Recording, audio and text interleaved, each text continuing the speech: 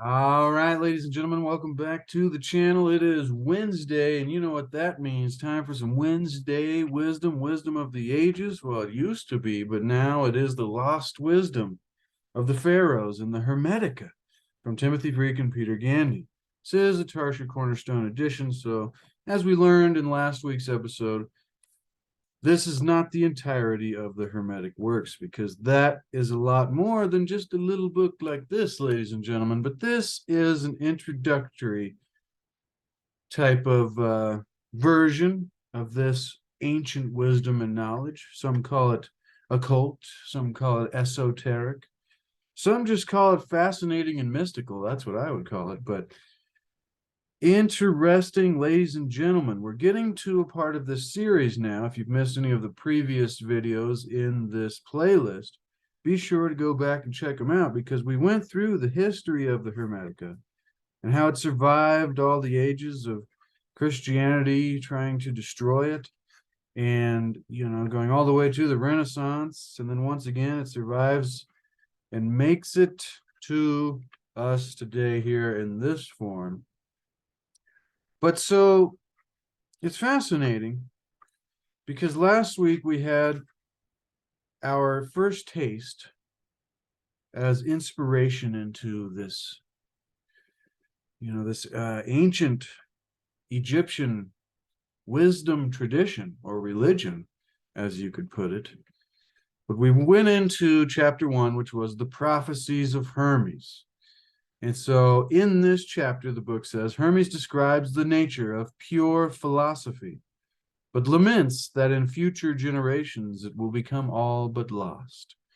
And so we read the little introduction that leads into what will now be the poetry, or the literature, of Thoth, Tahat, Thoth, Hermes, Trismegistus, thrice greatest, the Prophecies of Hermes.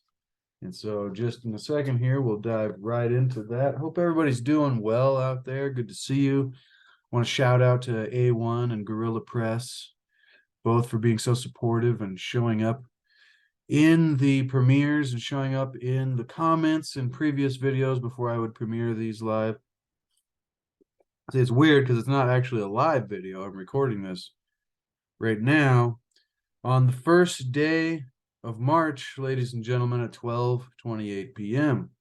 But I usually schedule the premiere after it's published, and you have to record this, then upload this recording to YouTube, and then title it and description and tags and links to things, and then set the time for that to premiere, and then I can join you all in the chat room. So hopefully we're there. If you're not here yet, then hurry up. What are you guys doing?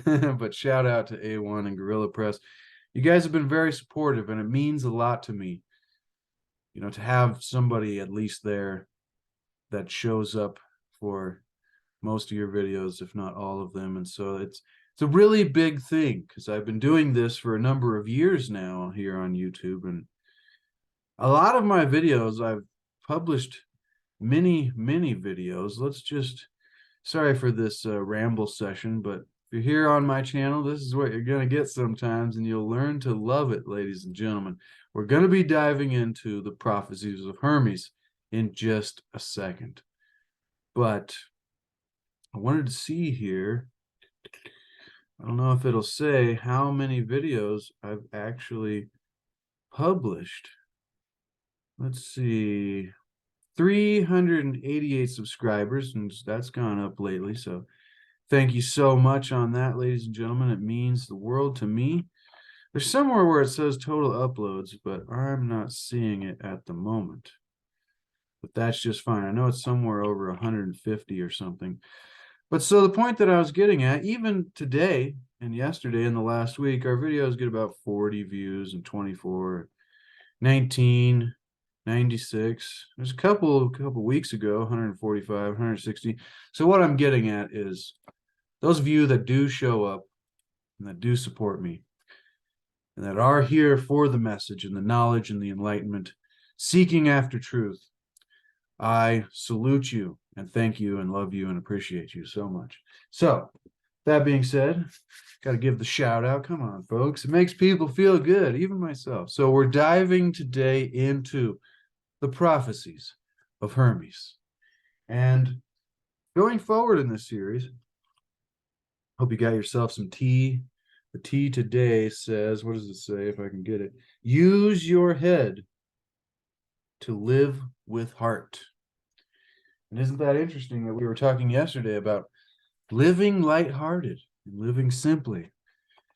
And so going forward in this series, since the way these chapters are done, see the introduction we did there to the history and the philosophy of Hermetics was a little bit different format. There's just sections that you read through, but now we're going to have these chapters, like chapter 1 here, the Prophecy of Hermes, and then it has a little description about a page and a half of what the authors think about this section from, I guess, the writings of Hermes himself. And then it goes into the actual poetry or writings of Thoth or Hermes. And so in the future, we'll be doing the little introductory bit and then the writing itself.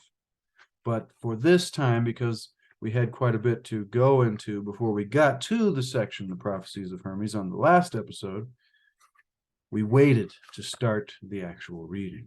So once again, just to give you a taster, in this chapter, Hermes describes the nature of pure philosophy, but laments that in future generations it will become all but lost.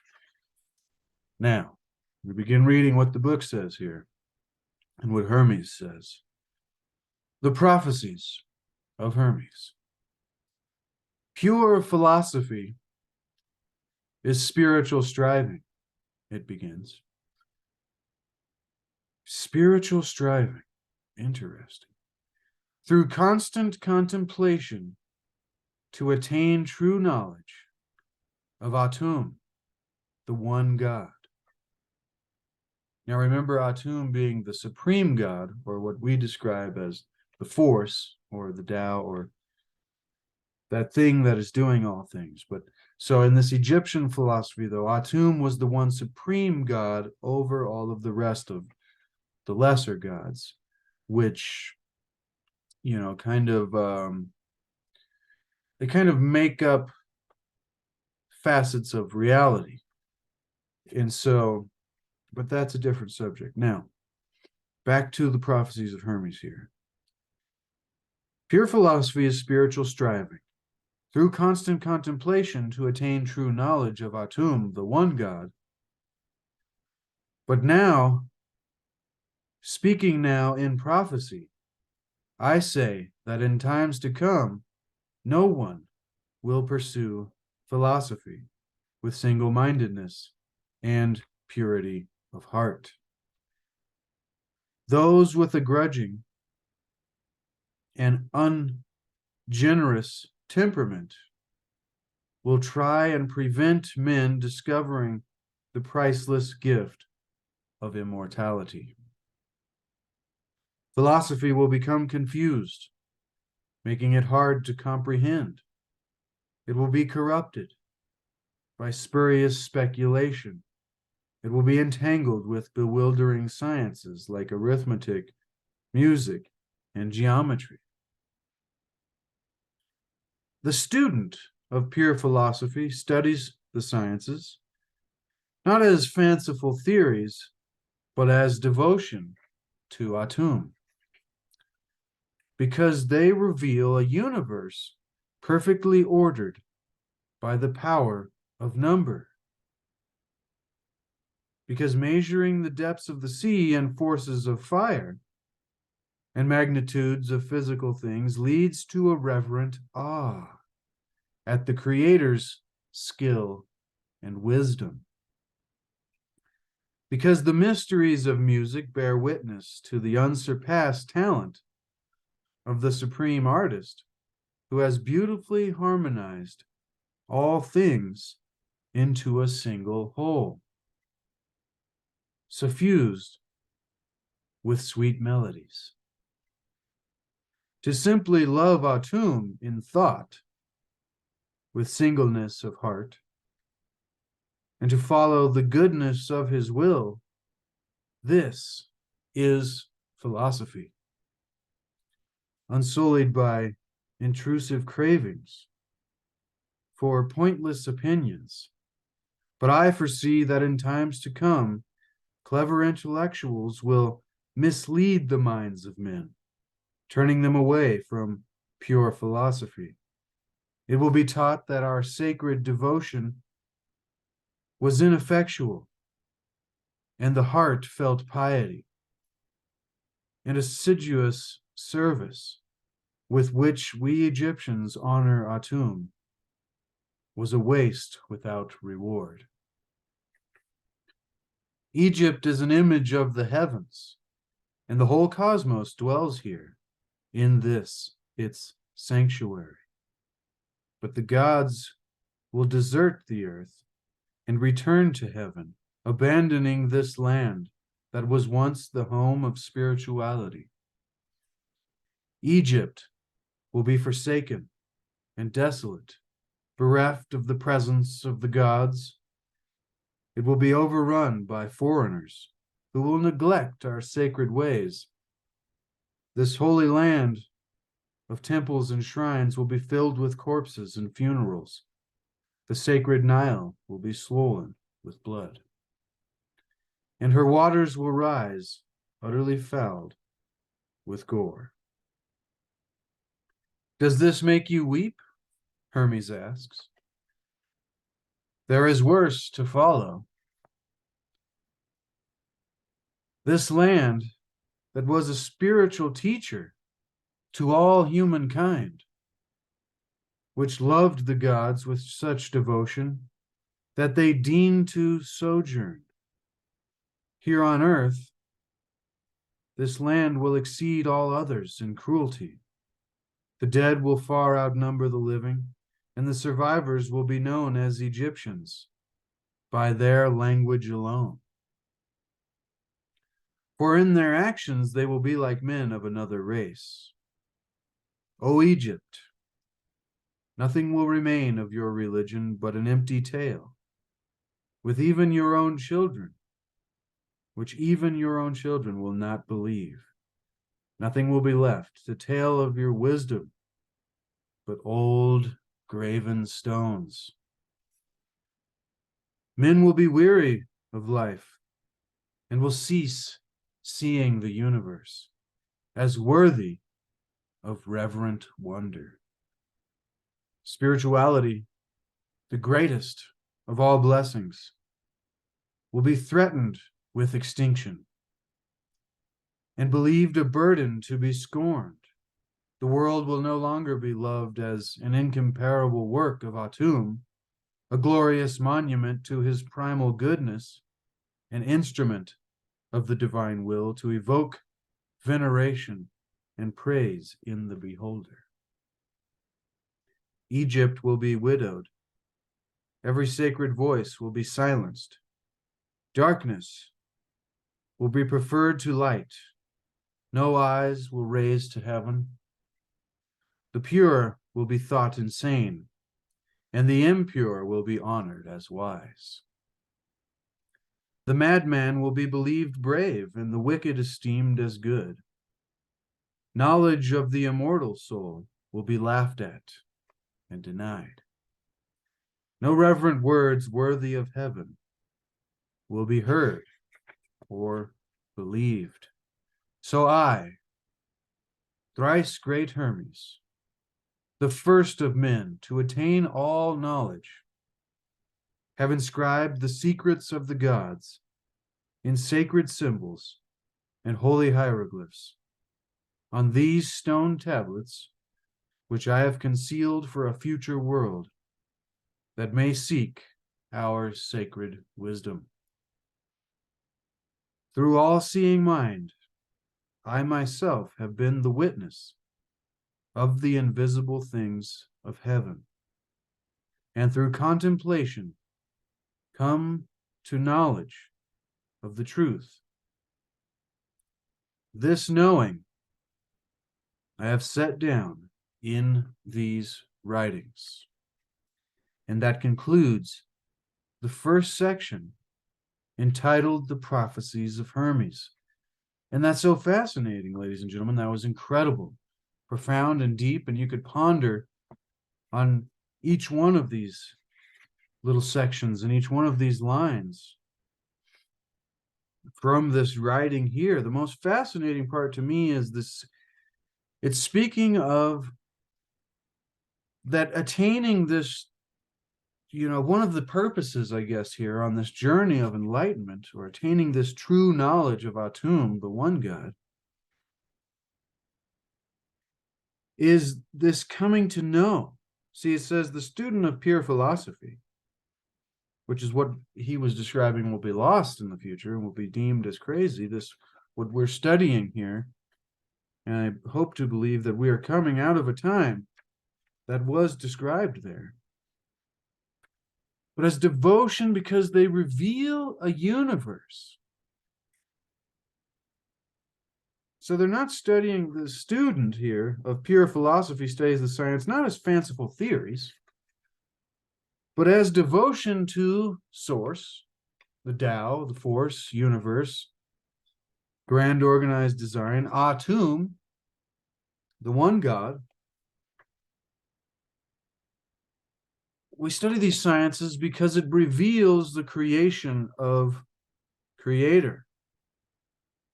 It reveals a universe perfectly ordered by the power of number. See, getting into numerology there and the power of, what are they called? The sacred numbers, sacred geometry. And there's another name for those numbers. I can't believe it's escaping me right now, but there are these certain numbers that are like the universal, special, magical, sacred numbers. And it says here, revealing a universe perfectly ordered by the power of number. And so measuring the sea and the forces of fire, which how many people measure the forces of fire? That's even more interesting.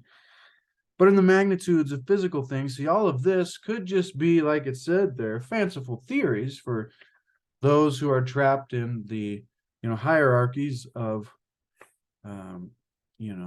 hierarchies of science, I guess.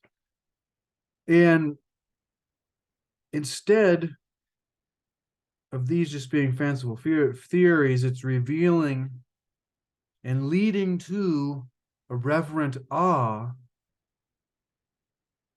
at the Creator's skill and wisdom, at the ability that it gets to this point that the purpose here, one of the purposes of this Hermetic,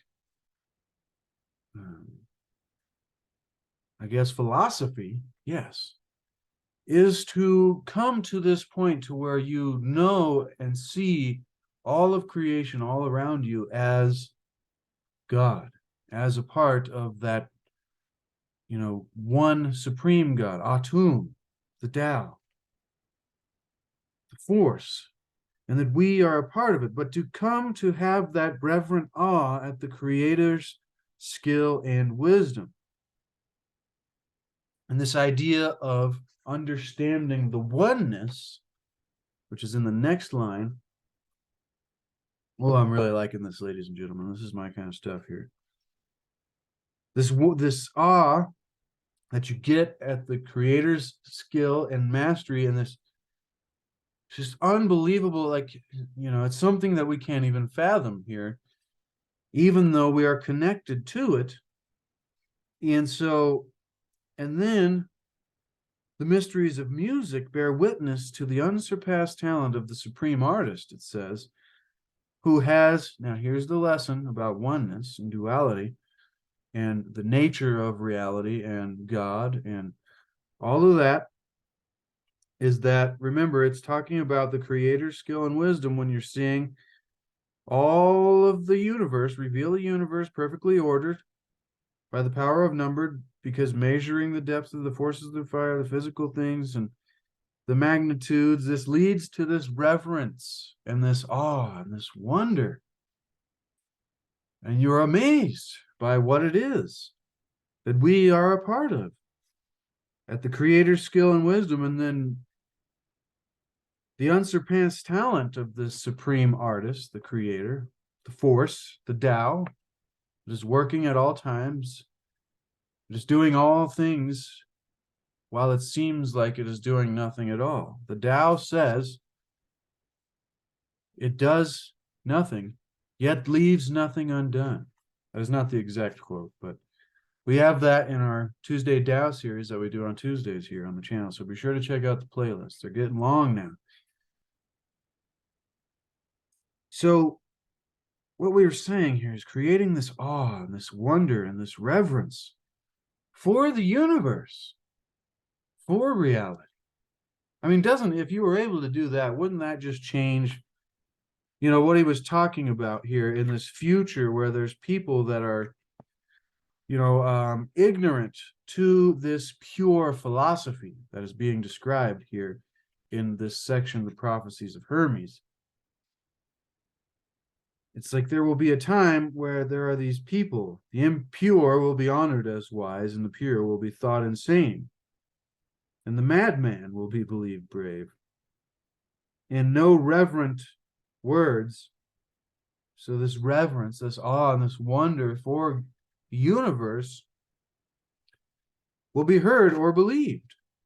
And so you could imagine if you had this awe and this reverence and this wonder for reality, this appreciation, how much more joy you could get out of your life as compared to not having any of that, and how much suffering you could in turn create in your life, thinking that you're just stuck here and there isn't anything really beautiful at all.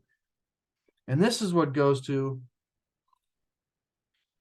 what we're always talking about on this channel, and especially on our Tuesday series, changing your thoughts and changing your life. When you begin to adopt a new perspective, especially one of awe, reverence, and wonder at the universe, at everything it is we experience and see, you can begin to change your life.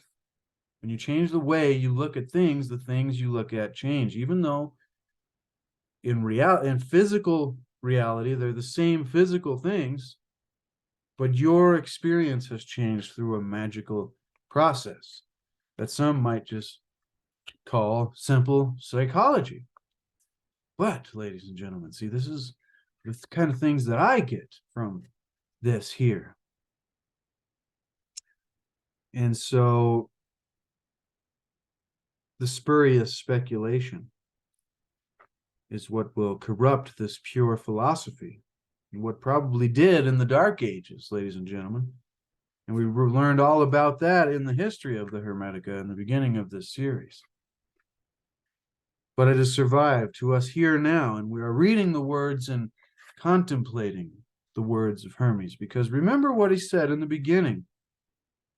Pure philosophy is spiritual striving. And I know we always talk about arriving rather than striving. So you could say pure philosophy is spiritual arriving. But I think what he means there is what we say is seek to achieve and maintain happiness. But the seeking is you're seeking out, you're going after it, and you're trying to achieve. And achievement is not something you just get for free and you didn't do any work. So the spiritual striving that he's talking about is a seeking to achieve, and then maintaining requires diligence, requires maintenance, requires a lifestyle, a discipline.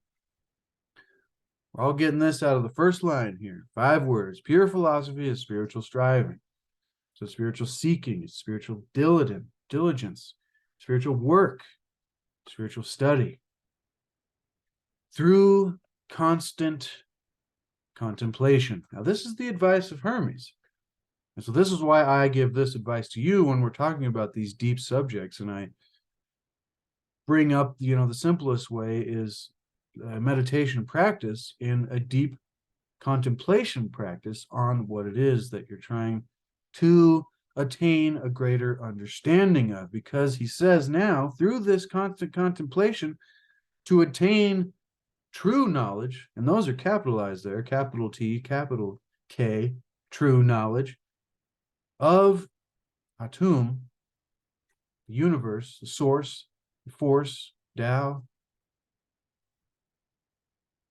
And you know what's fascinating, ladies and gentlemen, when you look at the Jed, the DJED in, or the Jedi in ancient Egyptian culture, and the roles that they played and some of the symbolism they had in its relationships to some of the archetypes and some of the attributes that make up some of the things that were presented in Star Wars, which are very science fiction, it's like the things that you always thought were just movies and fake in Hollywood actually have some foundation in something much deeper.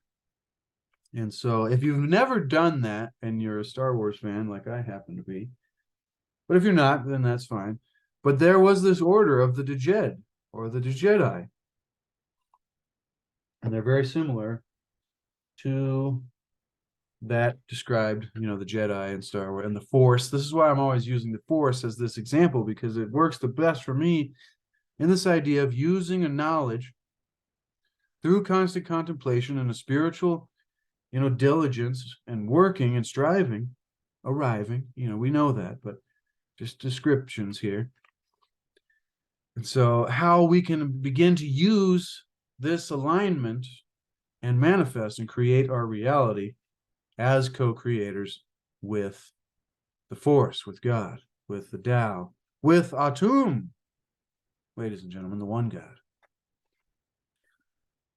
And so it's fascinating. And so then he goes into the prophecy of it. In times to come, no one will pursue this kind of single-mindedness and this purity of heart.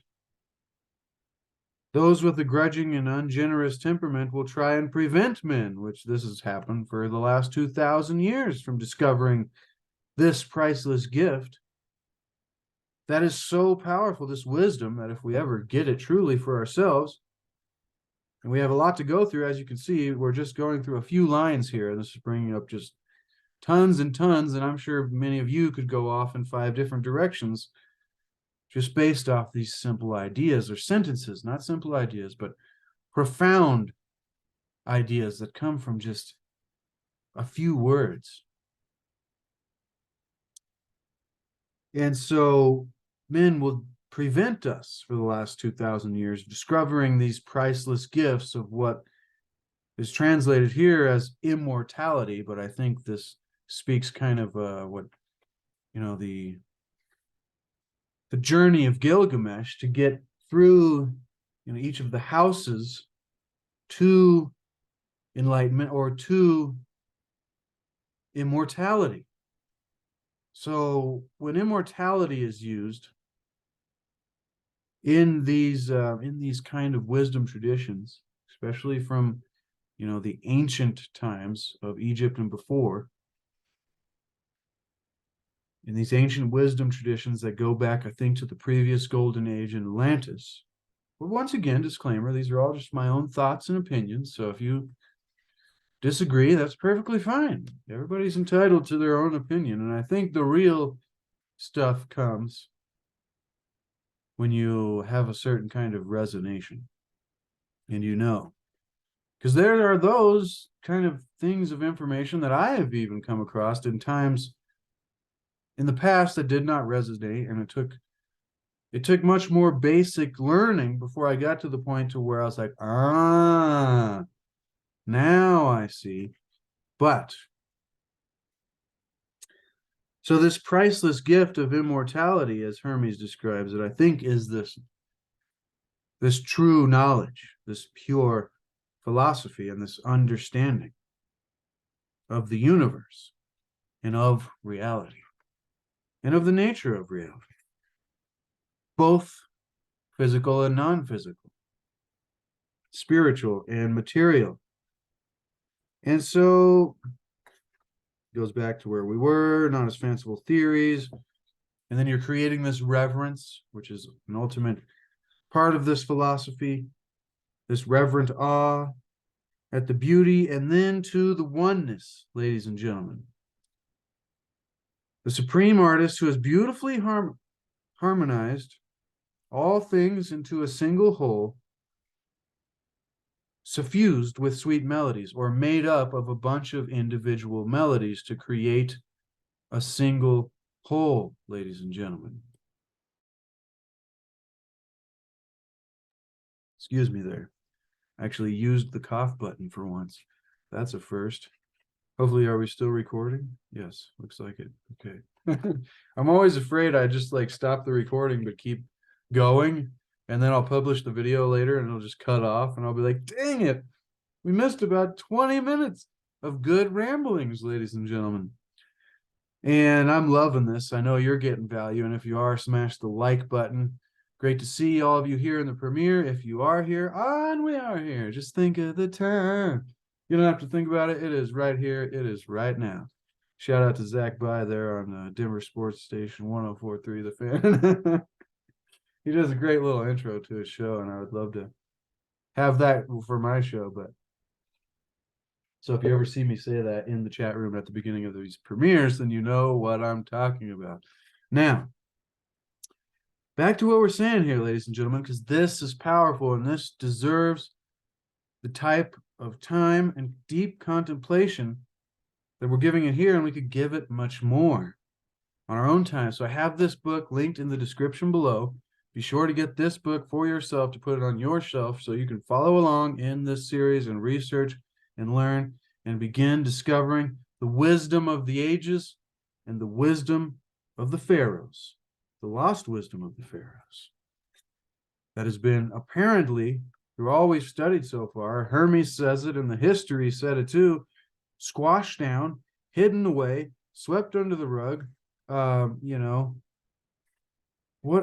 did he describe it? He goes, these guys, they corrupted it by spurious speculation and many other things, hiding it from those of us. But so it says here, after we understand this idea of oneness, so it describes oneness there simply as, there are all these things that we can study, whether it be the depths of the sea and the magnitudes of physical things, but they are all one, perfectly ordered by this power of Atum, or the universe, and by the power of number. And so it's interesting there, the correlation of zeros and ones, and how there was a oneness. And then when you get to, there's a oneness in the whole of the zero. And then when you get to actually having one, then all separations are possible from there, 2, 3, 4, 5, and so on. But it all comes back to a zero, a source, a oneness that binds it all together. So, because you could not have two without zero or oneness. So, it's using music, if you're ever trying to describe or understand oneness for yourself in the future, using music is a great way, because each of the notes creates a little melody, and then each of the melodies create the song, which is the whole. And the song is just one thing, but there are all the little things in the oneness that create it and create a beautifully harmonized all things into a single whole. And so then it goes on here and it says, to simply love Atum. This is once again the Prophecies of Hermes and the writings of Hermes Trismegistus. Now I'm sure these have been translated and they've taken a lot, and condensed and whatnot. But if you want to do more research in the future, then that's fine. That's what this is all about, ladies and gentlemen. This is about the spiritual striving through constant contemplation to attain true knowledge of the universe. And so it says, continues here, to simply love Atum in thought with singleness of heart, and to follow the goodness of his will, whatever all that means. See, that could be broken down into a lot of stuff there, but we'll just take it on face value. It says, this is philosophy, unsullied by intrusive cravings for pointless opinions. He's describing the ego there and the need to be right and the need to gain status and the need to, the cravings of our ego to want to achieve and attain and be respected and thought of as great and all of these things. If we can just simply love the universe, the Tao, the source, reality, which is God or Atum, divinity, which we are a part of, if we can simply love this in thought and heart and follow the goodness of its will, this is philosophy. So it's talking about non-ego, being, separating from the ego there. This is like all of spirituality, spiritual philosophy described in the Prophecies of Hermes in the first section of the Hermetica. For pointless opinions. But I foresee, Hermes says, that in times to come, clever intellectuals, interesting, isn't it? That we're always, those of us who are looking at alternative forms of history and hidden history and occult and esoteric and mystical knowledge, we always discover that the hierarchies of science and educational institutions and all of those things have the intellectual groups have misled us on purpose. Maybe not all of them, but Hermes foreseen it here. He says that in times to come, these clever intellectuals, the scientists, will mislead the minds of men, turning them away from this pure philosophy that we've been describing here, the spiritual philosophy. And it will be taught that our sacred devotion, this spiritual, mystical philosophy, that is the philosophy of the Hermetic, religion, or the Hermetic wisdom tradition, the Egyptian religion, which was deemed as paganism by Christianity and the Holy Catholic Church, Holy Roman Empire, the church state, back in the day, which is led up all the way to today, where there are still people out there that will look at these kind of mythologies and ancient theologies and these ancient wisdom traditions and mystery schools and things as hocus pocus and silliness, ladies and gentlemen. And they will say our sacred devotion is ineffectual and the heartfelt piety. An assiduous service is going back to the words of Hermes, which we Egyptians honor Atum, was a waste without reward. Now, even if you don't honor Atum, there's those of us who are drawing back to the ancient pagan traditions before we were taken over by Christianity. And, I'm not against Christian people. This is talking about philosophies and theologies and, things that have happened throughout history to get us to where we are today. And, maybe some things by certain people in power at times to lead people that weren't in power, that were kind of just sheep in the Dark Ages and whatnot. They put us in control structures and tried to lead us astray. Remember, missing the mark when we were talking about sin in the past. They forced us to miss the mark, ladies and gentlemen. And they told us that our devotion and our spiritual striving and this constant work and contemplation with this pureness of heart to pursue a pure philosophy, which is what Hermes described it as, being a student of pure philosophy to come to attain the true knowledge of reality and the nature of reality and God.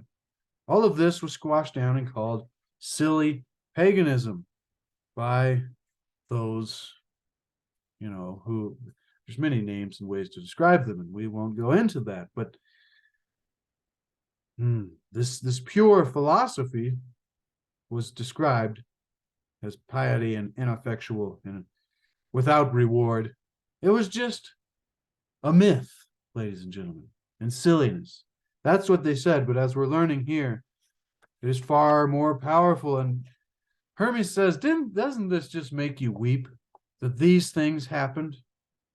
the kind of things that we went through in the history of the Hermetica, and the kind of things that happened to the great minds of the Renaissance who were trying to, bring this knowledge to the world and to people. And they were cut down, like Hypatia of Alexandria and many others who, where was it? I'm trying to find it here, who tried to bring it back. Hermes and the Reawakening of Europe. Who was the guy? The unifying religion. Here it was. Giordano Bruno, who tried to bring this idea that this could be a unifying thing to stop the bloodshed between the Greek, the Jewish, the Christian, the Catholic. He thought, in Bruno's imagination, the book says, quote, it was now poised to become the unifying religion in which Jews, all denominations of Christians, Platonic humanists, and even Muslims could meet and resolve their differences. And what did they do to him? In 1600, he was led out into the Square of Flowers and ceremonially burnt alive. So we're seeing those who knew this pure philosophy, who are on the path of spiritual diligence and constant contemplation in an attempt to attain oneness with God, with the source, with the Tao, with Atum. Whatever that is for you, they were put to death in the past by those who would wish to lead us astray. And isn't it funny that Hermes said all this time before even this happened, probably because he was prophesying the future, doesn't this make you weep?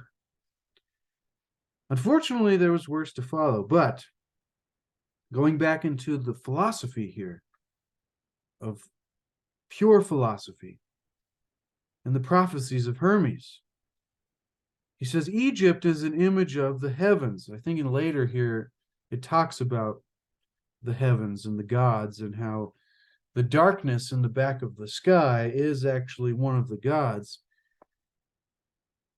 or it represents heaven, but it's very interesting. It gets deeper. Heaven being very different than that of the Christian people that deemed all of this crazy paganism. So you have to differentiate what it is we've been culturally indoctrinated with, this Christian undertone of our society, at least here in the West. I'm in Colorado in the United States and was born and raised here. So if my perspectives seem kind of, based from that, then that is why that is the way it is, ladies and gentlemen. But we must remember that those of us who think we know do not know, and those who know that we do not know, know. Had to bring in a Tao paradox there for you. But so then the oneness, this is such a great little beginning section here, and I didn't think I would extrapolate so much, but the Akasha or the ether, whatever's just resonating with my mind is coming out through whatever kind of thoughts that I can translate into words, which is difficult, let me tell you, ladies and gentlemen. But so this is interesting. He's saying it will be overrun by foreigners. He's talking about Egypt now, forsaken and desolate, which is how we see it nowadays. And if you think about climate shifts over 1,000-year, cycles and things that happen over and over, you can imagine maybe it must have been a more temperate zone, more permitting of flourishing back in the day, back in the great times of Egypt. But in the future, Hermes predicted here, this land that was once the home of spirituality, and the whole of cosmos dwelled there in its sanctuary. It says eventually the gods will desert the earth and return to heaven, abandoning this land that was once the home of spirituality. Egypt will be forsaken and desolate, a desert, bereft of the presence of the gods. And I'm reading an interesting book that talks about the Egyptian gods.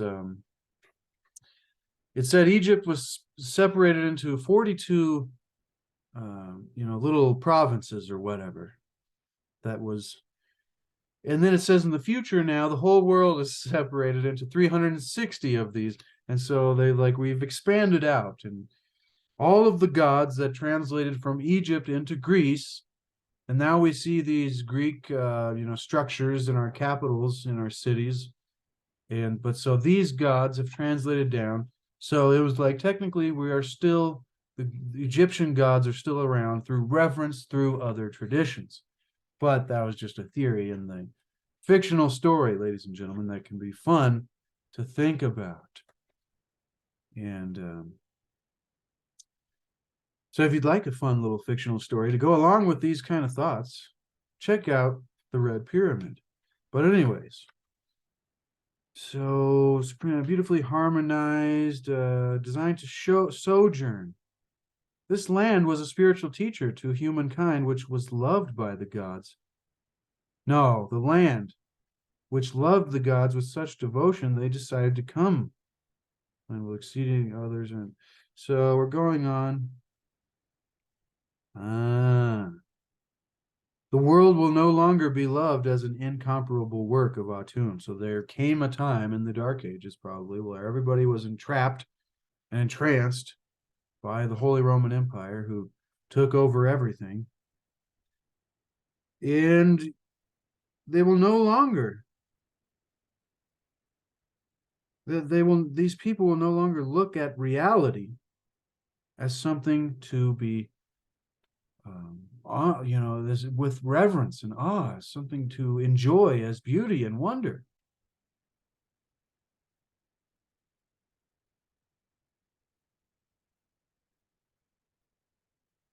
To evoke veneration and praise in the beholder.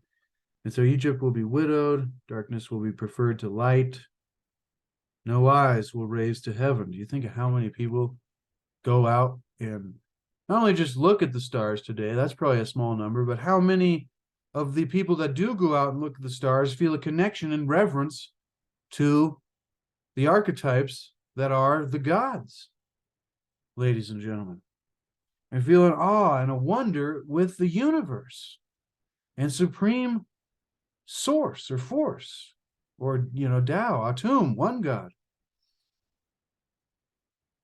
And so the madman will be believed as brave in these times, and the wicked esteemed as good. We can see this in our own world today, but once again, I would like to think the times are getting better faster than we can possibly imagine, ladies and gentlemen. And so those of us with knowledge of the immortal soul will no longer be laughed at and denied, as Hermes prophesied. And reverent words worthy of heaven will be heard and will be believed. So this is how it ends here, thrice great Hermes in the book saying this. Once again, this is coming from the Hermetica, Lost Wisdom of the Pharaohs by Timothy Freke and Peter Gandy, Tarsher Cornerstone edition. And we're reading this and bringing this to you for purposes of teaching and commentary and extrapolation and expansion of the mind. And this has been a great section today, ladies and gentlemen. We come to the last little bit here.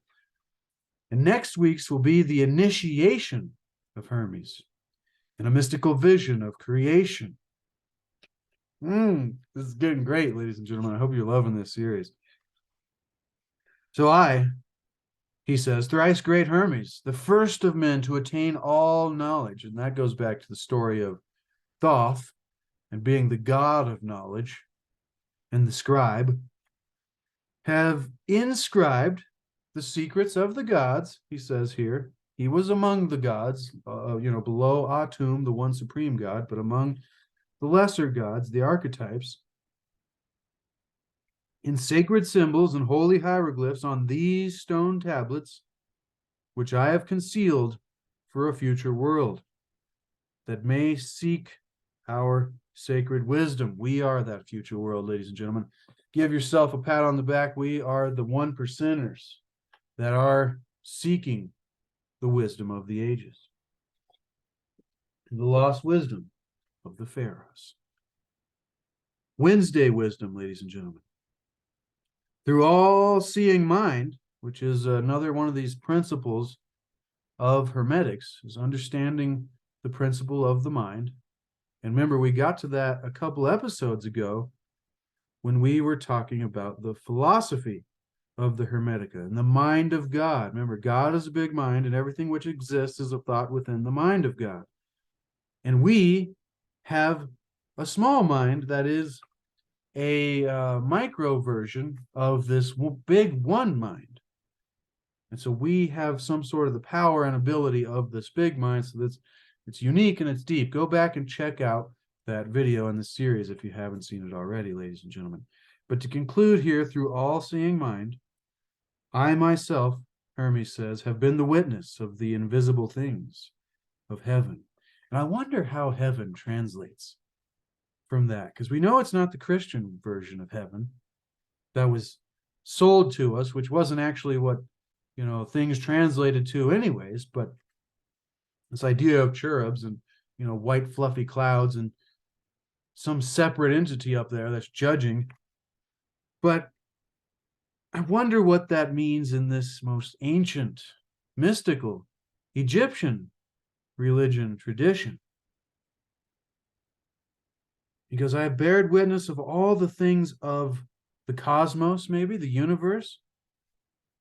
And through contemplation, see, that goes back to the most important thing is through constant contemplation, come to knowledge of the truth, true knowledge, pure philosophy, I'll add. This knowing, he says, I have set down in these writings. And boom, ladies and gentlemen, that's a boom to the lost wisdom of the Pharaohs in an attainment of pure philosophy and the prophecies of Hermes. Boom, round of applause. That was a good one, ladies and gentlemen. That was fantastic. Check out Thoth there, our Ibis God friend. Tahat, I heard someone pronounce it one time, or Tahat.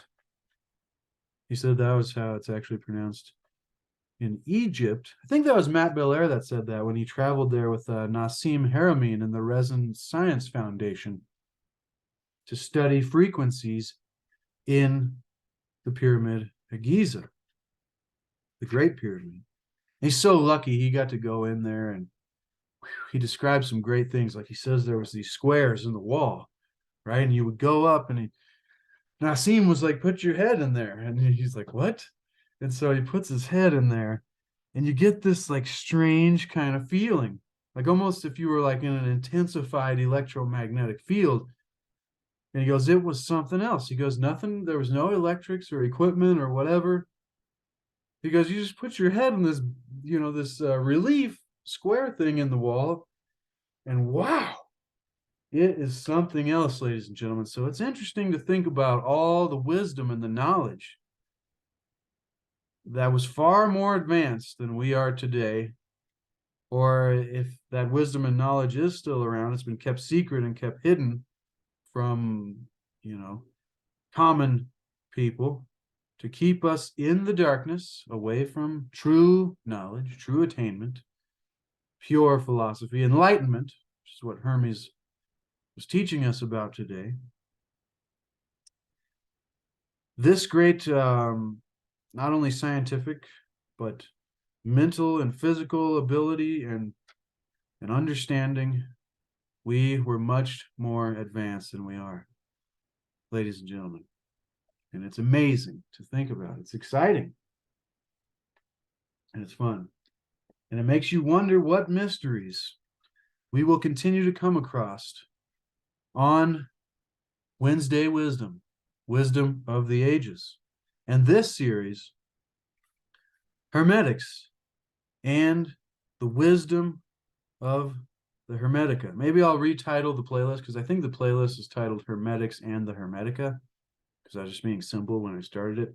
But maybe I'll make it the Lost Wisdom of the Pharaohs, or Hermetics, the Lost Wisdom of the Pharaohs, the Hermetica, something like that. I'm lazy about updating these things anyway, so still yet to update my Etsy shop, but we will get to it, ladies and gentlemen.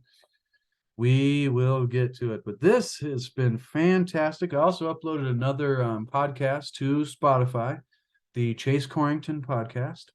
So if you use Spotify, be sure to check that out. We got 2 episodes on there now. So my older episodes on this channel. I'm gonna kind of, use that as a backup. So in case we lose all of this, we'll be somewhere else at least. But so next week, ladies and gentlemen, next Wednesday wisdom of the ages and the lost wisdom of the Pharaohs, we will be diving into section number 2 of the Hermetica, chapter number 2, the initiation of Hermes. And in this chapter, we will be discovering what Hermes describes. He describes a mystical vision of the creation of the cosmos upon which all his later teachings are based upon. And so that should be fascinating. Boom, ladies and gentlemen, I had a great time. It is 1:21 now, so shoot, we've almost probably done an hour, it seems like. So thank you so much for joining me. Shout out to A1, Guerrilla Press, and all of my other wonderful supporters and listeners and subscribers. It means so much to me that you would spend time here with me and Dr. Wayne Dyer and Lao Tzu and the wisdom of the Tao, and here with me and Hermes and Thoth and Timothy Freke and Peter Gandy in the Lost Wisdom of the Pharaohs, and all the wonderful authors and poets that was in the Wisdom of the Ages series as well. And remember, ladies and gentlemen, seek to achieve and maintain happiness through enlightenment, through a greater awareness of the reality we find ourselves in and the mysteries of the ages, the wisdom of the ages, the mysteries of history. And remember that there is no way to happiness. Happiness is the way. So if we can make it the activity that we bring to life, then the things that we've been telling ourselves, oh, I'll be happy when I get there, become irrelevant because we're already there. And then the whole journey is wonderful. All right. I love you and appreciate you, ladies and gentlemen. Be sure to expand the description below. There'll be a little point where it says hit more, and that'll expand it more. And then you expand it more. And I have all kinds of links there to the book so you can get it for yourself to put it on your shelf, as well as a link to C60 Purple Power, the most powerful antioxidant known to man. Look it up, Buckminster Fuller. It's legit, ladies and gentlemen. So give yourself the gift of health. All right. And look for some short videos in between now and next week's Tuesday Tao. Be the change you want to see, ladies and gentlemen. Be the example. Thank you. Until next week.